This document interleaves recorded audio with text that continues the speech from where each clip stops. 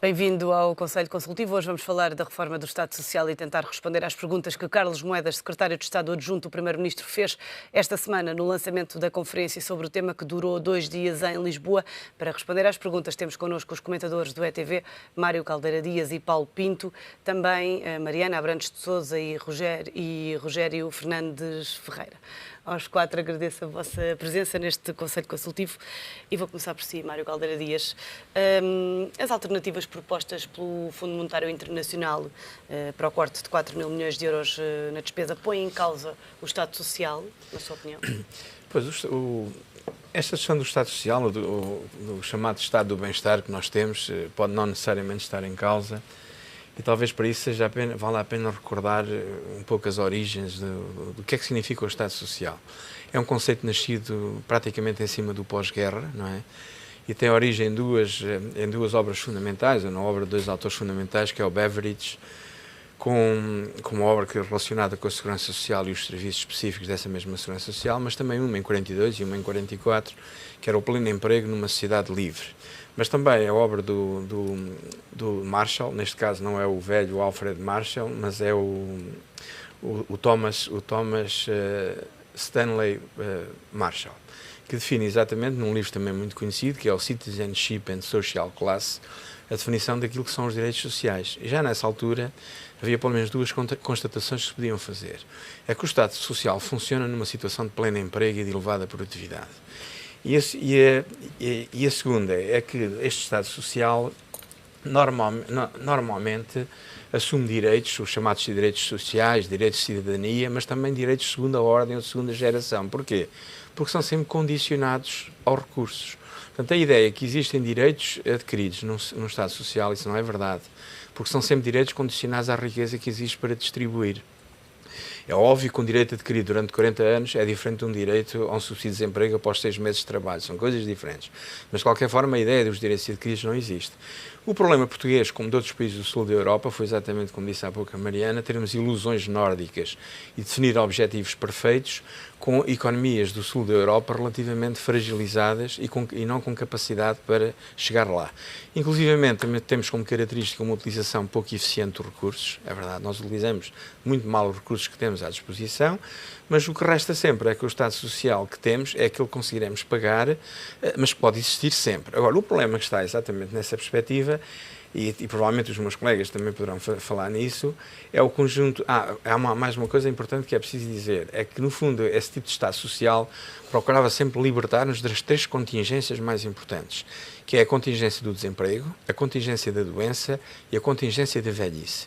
Hoje podemos juntar uma nova contingência, que é a contingência da exclusão social.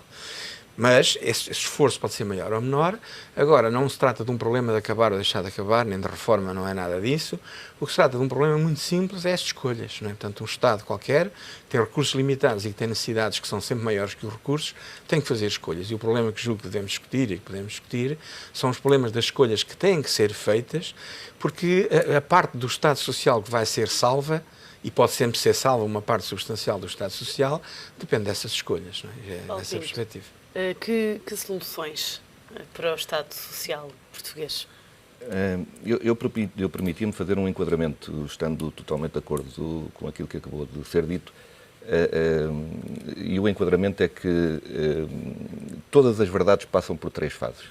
A primeira, em que são totalmente ridicularizadas, a segunda, em que são violentamente contestadas, e a terceira, em que são aceitos como evidências. Esta questão do Estado Social que nós estamos a discutir aqui não é um tema desta semana. E a gente estava a falar de temas, é um tema dos últimos 20 anos, 30 anos, talvez. Mas ninguém se apercebeu. E eu acho isto surpreendente, mas fico contente por estarmos a chegar à terceira fase, em que é uma evidência. E a evidência vem no relatório do Orçamento de Estado, na página 90, que diz: receita fiscal, 41 milhões de euros. Despesas com pessoal, 17 milhões. Prestações sociais, 37 milhões. Juros, 7 milhões. Ou seja, a receita fiscal não dá para pagar as despesas com pessoal, as prestações sociais e os juros. Ou seja, não há um clipe, 1 metro de alcatrão, não há um tijolo, não há nada que seja comprado neste país que não tenha que ser financiado. E pior, quer dizer que aquilo que diz respeito às prestações sociais, os 11% que são pagos pelos trabalhadores, mais os 23%, estão a ser utilizados como imposto e, portanto, para subsidiar aquilo que são os gastos do Estado. Dito isto, aquilo que resta agora saber é o que é que nós pretendemos fazer. E a gente está aqui a discutir outra vez outras minudências, ou seja, pelo prazer de discutir. Enquanto não for alterada a Constituição para se saber se se pode ou não pôr funcionários públicos na rua, então tudo aquilo que a gente pode estar aqui a discutir não serve para rigorosamente nada. Porque esse é o primeiro passo. Saber depois se são 50, se são 30, se são 55, se são 26, esse é o problema subsequente. Mas para isso o Governo precisa do PS. Acha que o PS está disponível para essa alteração da Constituição? Bom, esse agora é o outro problema, porque estamos aqui a falar de questões políticas. E as questões políticas têm, é como a lasanha, têm várias camadas, não é? A gente julga que temos muita importância por estarmos a discutir isto a nível nacional, e este nível nacional está para a Europa aquilo que Freire de Espada à Cinta estará para o nível nacional, e creio que aqui na mesa ninguém está preocupado com aquilo que o parque de Freire de Espada à Cinta pode estar a dizer, e no entanto é uma pessoa certamente respeitável e importante em Freire de Espada à Cinta. Ora, essa importância é que eu julgo que deveria ser aquilo com que os nossos governantes e políticos e opositores deveriam estar neste momento preocupados. Portanto, na sua opinião, esse problema só se resolve com o despedimento de funcionários públicos? Ou pelo menos essa é uma parte, é isso? Não. Essa seria uma parte lógica. O meu problema, no meu caso, se eu fosse relevante a minha opinião, que não é, eu estaria a discutir outra coisa importante. É que, do meu ponto de vista, aquilo que nós temos que neste momento, ou aquilo que o mundo deveria estar a debater, é um problema muito mais importante do que este. Porque nós temos um problema de dívida. E essa dívida que nós temos não é um problema de dívida a nível nacional. Não é Portugal que tem um problema de dívida. Não são só as famílias que têm um problema de dívida. É a Europa que tem um problema de dívida. É o mundo que tem um problema de dívida. E mais, aquilo que é uma verdade também, que oportunamente será uma evidência que toda a gente depois vai constatar como óbvia, é que neste momento não existe colateral, ou seja, não existem garantias em todo o mundo, não é em Portugal, em todo o mundo, para garantir justamente a dívida que já foi emitida. Ora, aquilo que é o problema do mundo é o problema do sistema financeiro mundial. E nós estamos a repetir aquilo que já aconteceu há 60 anos atrás, 50 anos atrás. Por exemplo, eu dou-lhe um exemplo político. Quando a gente fala de maio de 68, estamos a falar do problema político. Falamos dos estudantes, da revolução que começou em Estrasburgo, depois que se afastou para a Sorbonne, do Partido Comunista que não apoiava. É disso que estamos a falar. Na realidade, o problema de maio de 68 é um problema da transferência do padrão ouro para o padrão confiança. Ou seja, em 68, a revolução de 68 foi instigada pelos americanos e pelos ingleses, porque era necessário para eliminar o Sr. de Gaulle, que na altura fazia a apologia do regresso a um padrão ouro, e em 1971, 3 anos depois, a gente abandona o padrão ouro. Neste momento, nós estamos exatamente no mesmo beco. Ou seja, estamos a discutir o problema da Grécia, que representa 1% do PIB mundial. Estamos a discutir o problema de Portugal, ou 2%. Estamos a discutir o problema de Portugal, que representa 1% do PIB mundial. Ou seja, estamos a discutir 3% do PIB mundial, 3%, menos de 3%, quando nós, todos os dias aqui, temos aumentos de 20%, de 30%, de 40%, e não são problemas para nós. Portanto, logicamente, pela mesma escala, 3% do PIB mundial não devia ser um problema para o mundo. Mas é um problema para o mundo porque é importante a gente desviar as atenções daquilo que é efetivamente relevante. E aquilo que é efetivamente relevante é saber se aquilo que nós temos como moeda mundial e que serve de padrão mundial vai ser sustentável nos próximos 5 anos. Isso ainda não ouvi ninguém discutir. Mariana Abrantes de Sousa, mais uma das perguntas lançadas por Carlos Moedas. Que Estado queremos ter? Bom dia. Bem, eu acho que essa é a pergunta fulcral, mas passando um pouco pelo que disse os colegas anteriormente, nós temos um problema de insustentabilidade porque todos os anos gastamos mais de que arrecadamos, da sustentabilidade do Estado social e não social, do Estado como um todo, da administração pública como um todo, e não só do setor público como um todo. Isso, a questão é, eu não sei se isso já é um dado adquirido. Eu acho que ainda há pessoas que não compreenderam perfeitamente isso. Os números que foram citados, eu acho que ainda há pessoas que ainda não encaixaram bem isso. E depois esta questão muito importante da dívida. Nós temos estado a gastar mais do que temos produzido com o setor público durante décadas, nós e todos os outros países. E então, alguém tem estado a financiar. E esse alguém que tem estado a financiar não quer assumir a perda. Porque quando alguém está sobreendividado, é porque alguém lhe emprestou demais e então o credor deveria ter perdas. E então, como o credor está na mão de cima, não quer assumir a perda, vai apertando o devedor. Isso é um pouco o passado, o prólogo. Agora, a questão é que essa questão que pôs agora tem a ver com ver este problema de uma forma um bocadinho diferente, que é, e o próprio relatório do Fundo Monetário diz que o que importa não é necessariamente o tamanho do Estado, é a eficiência e eficácia do Estado. E essa foi outra das perguntas que Carlos Moedas lançou. Que Estado queremos ter do ponto de vista, ou como olhar para o Estado do ponto de vista da eficiência? Eu usava uma frase que também está muito na moda, que é o value for money, que é qual é o valor acrescentado do Estado, da administração pública à economia versus quanto é que nos custa e quanto é que nos custa em termos dos impostos de hoje e quanto é que nos custa em termos de dívida acumulada para serem pagos por os nossos filhos e netos.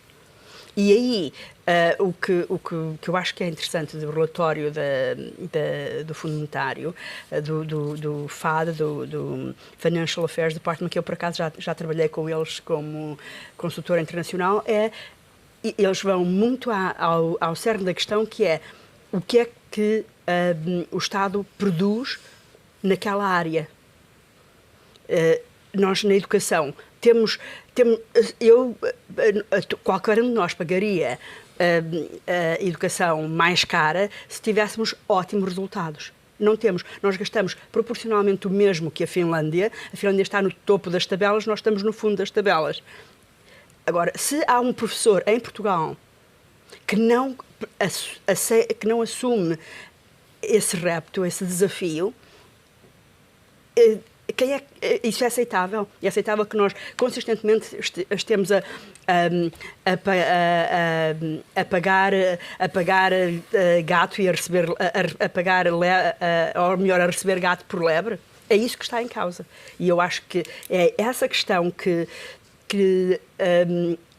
quando se discute as discussões que têm havido no jornal, essa é uma das questões que deveria ser prioritária mas que quer dizer, a discussão normalmente passa ao lado dessa questão. Rogério Fernandes Ferreira, no curto prazo, que Estado é que poderemos ter? Bom, a questão tem-se centrado muito na questão da reforma do Estado Social. Queremos aqui um adjetivo, no fundo, para diminuir um bocado o âmbito do problema.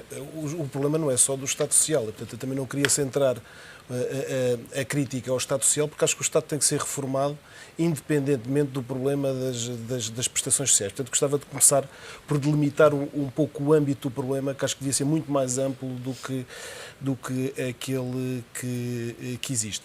Agora, acho que é evidente que nesta perspectiva mais ampla, acho que o Estado tem que começar a ser muito mais regulador e muito menos prestador. Não quer dizer que eu concorde com isso ou que eu deseje isso, mas quer dizer, é uma inevitabilidade que os números exigem que haja uma mudança que vai exatamente neste sentido. Quer dizer, o Estado tem que reduzir os custos de contexto, e os custos de contexto, que são muito mais elevados para as pequenas e médias empresas do que, aliás, para as grandes empresas, passam por o Estado deixar de estar por cima da economia e deixar, digamos que, apesar de tudo, as empresas possam funcionar com relativa liberdade e com custos de contexto muito mais reduzidos do que aqueles que existem hoje em Portugal. Portanto, acho que a grande reforma passa por esta nova atitude. esta nova atitude do Estado, mas também uma atitude diferente dos empresários, que tem que ser uma atitude muito mais responsável e muito mais ética, ou seja, perceberem que as empresas têm um papel social que vai muito para além do lucro imediato, seja ele de que natureza for. Portanto, acho que a reforma passa por várias coisas, é uma reforma do Estado em sentido amplo e não se pode cingir unicamente a um problema de diminuição de prestações sociais, que naturalmente terão que ser diminuídas por razões óbvias. Basta ver isto, quer dizer, fala-se muito em solidariedade geracional, mas esta solidariedade geracional está só a ser vista de um lado. Não é? Está só a ser vista do lado dos mais velhos e não do lado dos mais novos. Quer dizer, não faz muito sentido que se mantenham pensões tão elevadas cujas contribuições provenham das pessoas que no futuro também quererão essas pensões. Portanto, há aqui uma atitude nova, eu diria, que terá que vir também da sociedade civil, dos cidadãos, mas também, obviamente, também do Estado. Mário, há medidas propostas pelo FMI que não devem ser tomadas. Ouvíamos hoje Christine Lagarde a dizer que não têm que ser necessariamente aquelas e que podem ser outras, mais em linha com a realidade portuguesa. E claro que podem, até porque também pode não ser muito correto definir todas estas questões do Estado Social numa perspectiva de dívida e de curto prazo.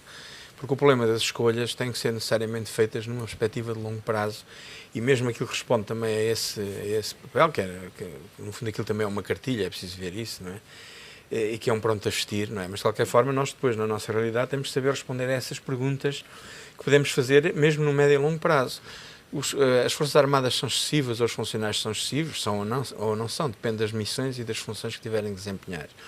Muitas destas áreas, como a saúde e a educação, devem ser públicas. Sendo públicas, há muitos ganhos de eficiência a fazer, claro que há. E deve ser gratuito ou as pessoas devem pagar à medida das suas posses? Que é que lhe parece? Ou são privadas? Se são privadas, põe-se o problema dos reguladores. A regulação funciona em Portugal?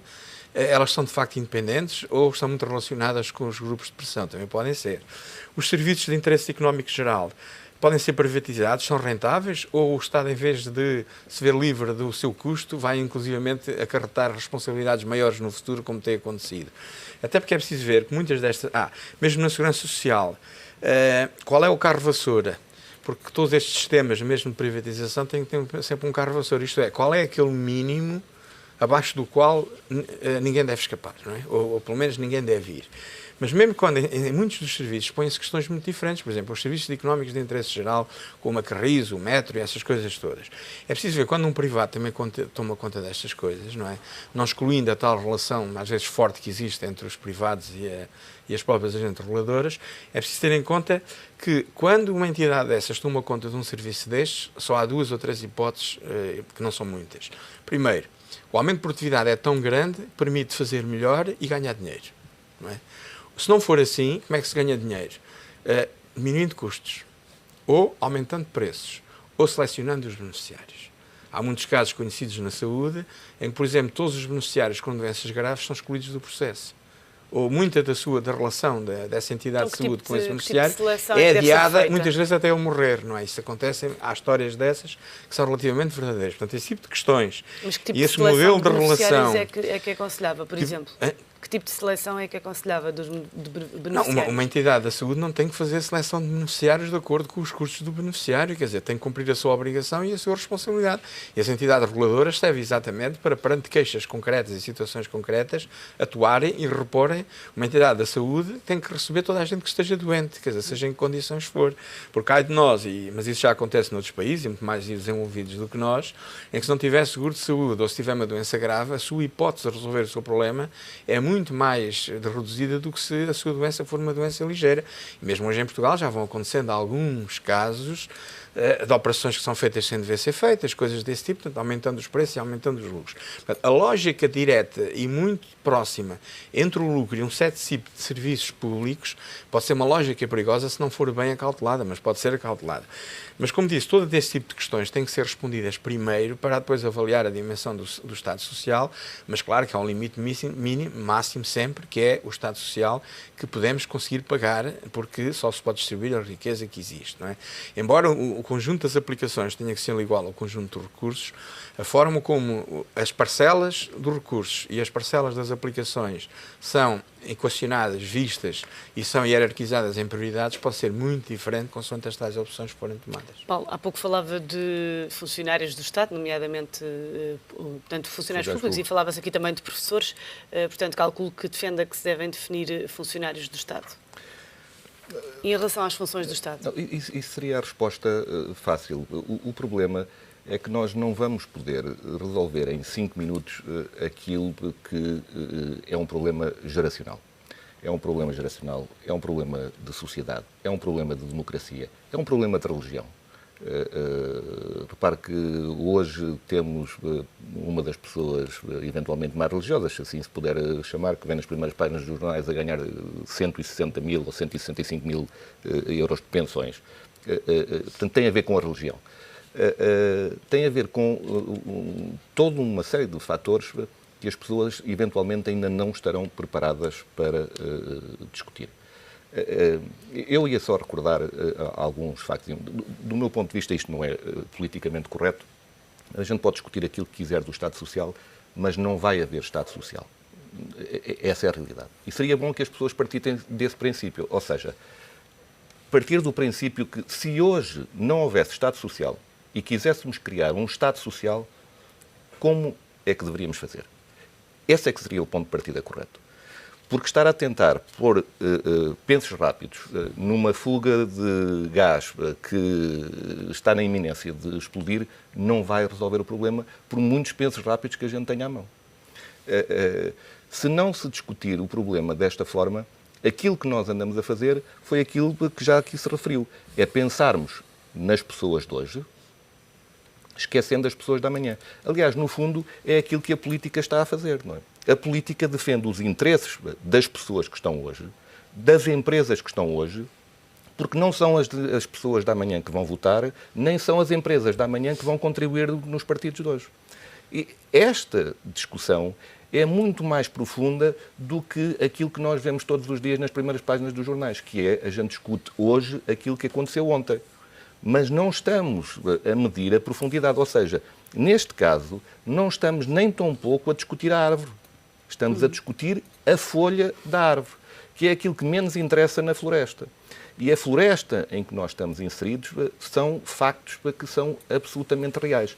É que nos dias de hoje não tem, a população não está ligada como em 1929, em pelo menos 25% ou 30% ligada à terra, ou seja, não estando ligada à terra, as pessoas não têm meios para sobreviver e as contas chegam todos os dias. Portanto, quando em Espanha, que tem neste momento 26% de desempregado, que é o mesmo nível que existia na Grande Depressão de 1929 nos Estados Unidos, e as pessoas têm que pagar a luz, têm que pagar a renda da casa, têm que pagar a eletricidade, têm que pagar a escola, têm que pagar tudo aquilo que necessitam para sobreviver, alguém tem que providenciar para essas pessoas. Este é um problema de sociedade. As pessoas podem estar de acordo ou não estar de acordo. Eu não estou de acordo que se esteja a discutir hoje a pergunta que acabou de me fazer em relação aos funcionários públicos, quando esta pergunta devia ter sido discutida há 10 anos atrás. Há 10 anos atrás, eventualmente, poderíamos ter feito alguma coisa. Hoje é totalmente inútil estar a discutir porque não vai acontecer nada. Ou seja, não vamos solucionar nada. Podem ir 200 mil funcionários públicos embora, que não vai resolver o problema do país.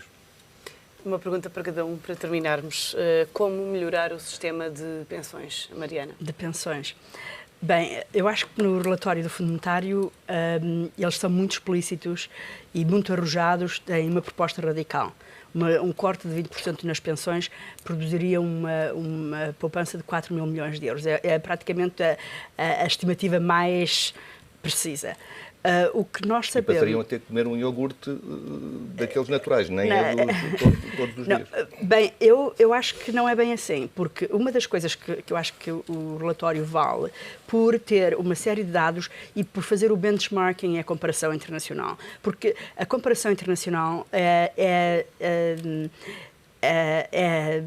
incontornável. Nós estamos em permanente concorrência e, de facto, nós temos, e o relatório é bastante claro, que nós temos uma situação de polarização nas pensões. Temos muitas pessoas com pensões muito baixas e em risco de pobreza, E depois temos bastantes pensões, bastante altas, com substituição a 100% do último salário, nem é do salário médio.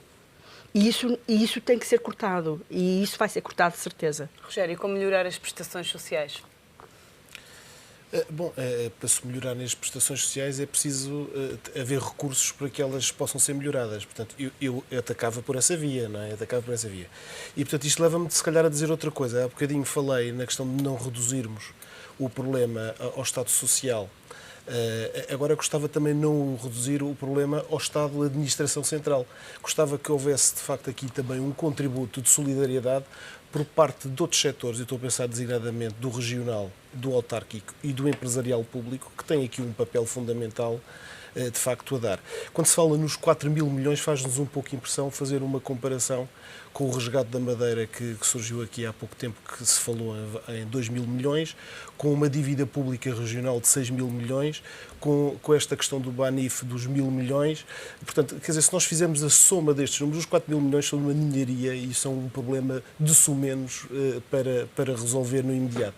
Portanto, há aqui, digamos, comparações que às vezes é preciso fazer para termos a noção que o problema não é só um problema do Estado Social, é um problema muito mais amplo do que o Estado Social ou do que o Estado da Administração Central.